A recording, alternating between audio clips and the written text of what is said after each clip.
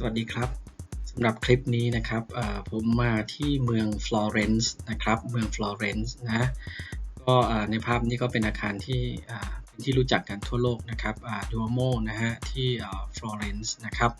เอาละครับสำหรับฟลอเรนซ์เนี่ยนะฮะเราก็ไปกันหลายที่อยู่นะครับแต่จริงๆมันกระจุกตัวอยู่ด้วยกันนะครับเดี๋ยวผมจะเล่าให้ฟังทีละอาคารนะครับเราไปดูเมืองฟลอเรนซ์นิดหนึ่งนะฮะภาพนี้สวยมากเลยใช่ไหมฮะวิวเมืองมองจากอีกด้านหนึ่งนะฮะ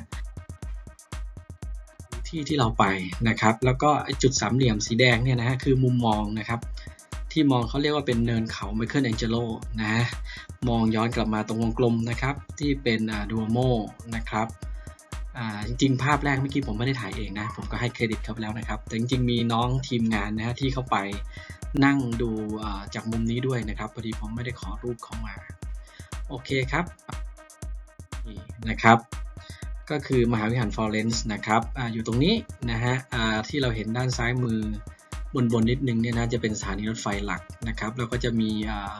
บาซิลิก้าซันตามาเรียโนเวล่านะเราก็จะเดินผ่านมาทางนั้นแหละนะครับแล้วก็เลี้ยวตัดตรงเข้ามาที่กลางเมืองนะครับก็คือตรงมหาวิหารตรงนี้เข้าไปใกล้ๆนะครับก็จะเป็นกลุ่มอาคารนะฮะกลุ่มอาคารแล้วก็มีพลาซ่าขนาดใหญ่อยู่นะฮะPiazza del Duomo นะครับหลังคาสีขาวๆเนี่ยเป็นตัวอาคาร Baptistery นะครับเอาละครับทั้งหมดเนี่ยเดี๋ยวผมจะค่อยๆเล่าทีละตัวก่อนนะครับโดยจะเริ่มจากอันนี้ก่อนเลยนะครับโทษทีอันนี้ให้ดูเมืองก่อนนะเนี่ยเวลาเราเดินเข้ามาจากถนนหลักนะครับก็จะเห็นอันนี้เป็นด้านข้างนะครับของโบสถ์นะฮะหน้าพอเราเงยหน้ามองขึ้นไปโอ้ฟ้าสวยมากนะครับแต่แดดร้อนจัดมากจริงๆนะต้องบอกว่าแดดร้อนจนตัวดำไปเลยนะครับแต่ว่าโอ้มัน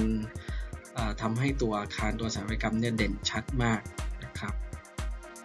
นี่เทียบให้ดูนะฮะสองข้างนะครับของโบสถ์นะครับมุมหน้าเดี๋ยวผมค่อยเล่าในคลิปถัดไปกันแล้วกันนะเนื่องจากคลิปนี้ยังไม่ได้เน้นตัวมหาวิหารตรงนี้เป็นหลัก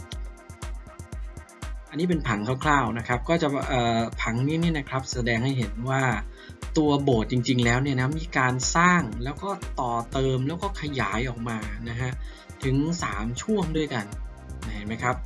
จากภาพนะฮะจากอันเล็กๆนะแล้วขยายใหญ่ขึ้นแล้วก็ใหญ่ขึ้นไปอีกนะครับ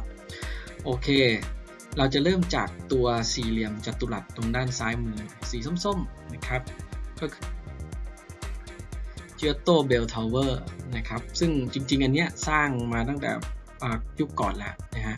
ภาพนี้จริงๆสามารถถ่ายได้นะฮะจากยอดโดมดูโมนะครับถ่ายย้อนกลับมาแต่พอดีผมหาภาพไม่เจอแล้วก็เลยไปยืมเข้ามานะไปยืมเข้ามาจากวิกินะครับแล้วก็คือหอระฆังนี่เองนะอันนี้คืออาคารหอระฆังนะครับอยู่ด้านหน้าระดับที่3แล้วมันจะมีดับเบิลวอลลุ่มอยู่นะฮะเนี่ยเราไปพักกันที่เนี่ยนะเราเดินขึ้นไปแล้วก็ไปพักจุดนี้เป็นจุดที่1นะครับสเปซก็เป็นลักษณะอย่างนี้เราจะเห็นว่าโครงสร้างเนี่ยที่ในแปลนเมื่อสักครู่นะฮะก็คือตัวรับน้ำหนักที่เสา4ด้านแล้วก็ตรงกลางทั้ง4ด้านด้วยนะครับก็ระยะสแปนประมาณสัก15เมตรเกือบนะ14จุดกว่านะครับเกือบ15เมตรนะครับนี่เราก็ไปแวะพักกันนะครับนักท่องเที่ยวขึ้นมาก็ต้องมานั่งพักตรงนี้กันก่อนนี่นะฮะเรามองทะลุขึ้นไปข้างบนนู่นเห็นไหมครับว่าจะทะลุเป็นopen space ขึ้นไปนะด้านล่างที่เห็นด้านซ้ายมือเนี่ยนะฝรั่งยืนอยู่เนี่ยนะมีฝาตะแกรงอยู่เนี่ยฮะในอดีตเนี่ยนะครับก็จะเป็นที่ร้อยเชือกนะฮะร้อยเชือกสำหรับเป็นลิฟต์แบบคนใช้แรงคนดึงนะครับขึ้นไปนะแล้วก็เป็นตัวที่เอาไว้สั่นระฆังด้วยนะครับตัวระฆังนะฮะเขาก็เก็บเอาไว้นะครับที่ผมสนใจมากเลยคืออันนี้ฮะคือในอิตาลีเนี่ยนะฮะเขามีโบราณสถานเยอะมากเลยครับแล้วคนก็ชอบเป็นไงฮะไปขีดไปเขียนไปอะไรอย่างเงี้ยนะฮะเขาต้องมานั่งซ่อมแซมนั่งทำอะไรกันเนี่ยเยอะมากเลยนะครับรูปปั้นเลยเนี่ยโดนเขียนเต็มตัวไปหมดฮะผนังอาคารนะฮะโดนเขียนเต็มไปหมดเลยเขาก็เลยcreateไอ้ตัวนี้ขึ้นมาฮะเป็นลักษณะของคอมพิวเตอร์ครับเป็นกราฟิกนะฮะที่ทำอะไรได้บ้างเนี่ยเขาบอกว่า create your own graffiti นะฮะอยากสร้างกราฟฟิตี้อะไรทำได้เลยครับนะแล้วก็ส่งไป ส่งออนไลน์ไปได้เลยนี่นะฮะทำยังไงครับนะฮะเลือกวัสดุเอาเลยครับคุณอยากจะพ่นอยากจะขีดอยากจะเขียนบนวัสดุชนิดไหนครับจะเป็นหินอ่อนจะเป็นอะไรยังไงก็ได้เห็นไหมครับนะห้ามทำลายโบราณสถานนะฮะแต่มองด้านบนยังมีรอยขูดๆขีดๆอยู่เนาะไม่เป็นไรนะครับลองสักนิดนึงนี่ลักนะชุบๆมาแล้วนะครับนะก็พ่นลงไปนะครับขีดเขียนเอาไปเลือกปากกาเลือกสีเลือกอะไรได้หมดเลยครับผมเสร็จแล้วเป็นไงครับเขาก็ให้ส่งเขาก็มีอีเมลให้เรานะส่งเข้าไปเลยครับอยากส่งให้ใครนะคุณจะเขียนบอกรักใครบนผนังอาคารในFlorence ก็ได้นะฮะมีวัสดุให้เลือกเยอะแยะหมดเลยแล้วคุณส่งไปเลยแล้วคุณจะเก็บเอาไว้นะเป็นอนุสรณ์สำหรับตัวคุณเองหรือจะปริ้นออกมาเป็นโปสการ์ดในภายหลังก็แล้วแต่เลยเห็นไหมครับก็ผมว่ามันก็ครีเอทดีเหมือนกันเนาะ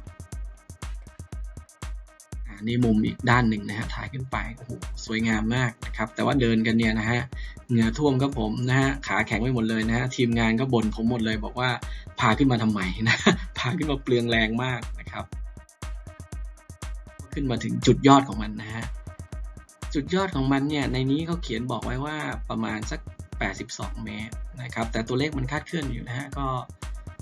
ไม่แน่ไม่นอนนะครับแต่ว่าระยะอยู่ประมาณนี้นะ80กว่าเมตรนะครับที่บนยอดสุดข้างบนมันนะครับเราก็เดินกันขึ้นมาจนถึงบนนี้เลยนะฮะจะเห็นว่าโดโมด้านหลังนั้นสูงกว่านะซึ่งวันหลังเราก็ไปขึ้นตรงนู้นเหมือนกันนะเอาละครับเดินกันขึ้นมางานนะ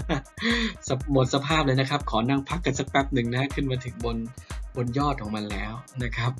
หมดเลี้ยวหมดแรงเลยนะฮะเปรี้ยเลยนะครับไม่มีลิฟต์นะไปดูครับโอ้โครงสร้างไม้ยิ่งใหญ่มากเลยนะไม้ท่อนๆหนึ่งนี่ใหญ่มากนะครับแล้วก็มีเสาตรงกลางอยู่ตัวนึงนะฮะซึ่งขึ้นไปเป็นตัวเหมือนอกไก่ขนาดใหญ่ครับตัวโครงหลังคาไม้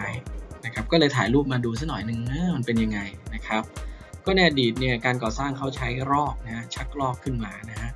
ไม้พวกนี้ยกขึ้นมาด้านบนนะครับออกมาข้างนอกครับผมภาพนี้ยืมมาจากทีมงานนะน้องนิ่มนะอาจารย์นิ่มนะฮะก็ขอมาใส่ดูซะหน่อยนะฮะขึ้นไปด้านบนเป็นอย่างนี้ฮะนะครับบนยอดหลังคามันนะครับเราก็เดินได้รอบเลยฮะเดินได้รอบแล้วเราก็จะเห็นวิวของเมืองฟลอเรนซ์ในมุมต่างๆนะนี่ผมก็ขึ้นไปก็ถ่ายมานะฮะก็สวยงามดีนะครับแล้วก็โอ้แต่ว่าร้อนจัดมากฮะไปเที่ยวอิตาลีเลยไปเที่ยวอีสานก็ไม่รู้นะกลับมานี่ดำเมี่ยมเลยนะครับแต่มุมมองจากด้านบนเนี่ยเราจะเห็นเมืองเห็นเกรียนของเมืองเนี่ยนะโอ้มันจิบจับหมดเลยฮะแล้วก็หลังคาเนี่ยมันจะเป็นหลังคาดินเผาสีส้มเหมือนกันไปหมดเลยฮะสวยงามมากนะฮะมุมกว้างบ้างนะครับมุมบนเนินเขาด้านไกลๆนู้นนะฮะที่มองย้อนกลับมาที่เมืองได้มองย้อนกลับมาที่ตัวเมืองแล้วก็เห็นดูโมในภาพแรกนี่ครับเราก็มองย้อนกลับไปทางด้านดูโมบ้างเห็นคนตัวเล็กๆไหมฮะบนยอดนะครับด้านขวามือนู่นเต็มไปหมดเลยเห็นไหมฮะยอดบนยอดดูโมนะครับซึ่งหลังจากนั้นอีก 2-3 วันนะฮะเราก็ไปขึ้นตรงนั้นเหมือนกันนะครับแล้วเราก็มองมาด้วยนะครับโอเคครับผมสำหรับคลิปนี้นะฮะก็สั้นๆนะครับดูทั่วๆไปนะครับยังมีอีกหลายๆคลิปนะครับที่เราทำในเมืองฟลอเรนซ์นะที่ผมทำถ่ายเอาไว้นะครับก็คลิปต่อๆไปเป็นวิดีโอด้วยนะตอนนี้มาเนี่ยอันนี้คืออันแรกเลยที่ขึ้นเนี่ยนะฮะยังคิดไม่ทันไงฮะยังไม่ได้ถ่ายวิดีโอแต่คลิปต่อๆไปมีวิดีโอด้วยนะครับอย่าพลาดนะฮะติดตามในคลิปต่อๆไปขอบคุณที่ติดตามรับชมนะครับสวัสดีครับ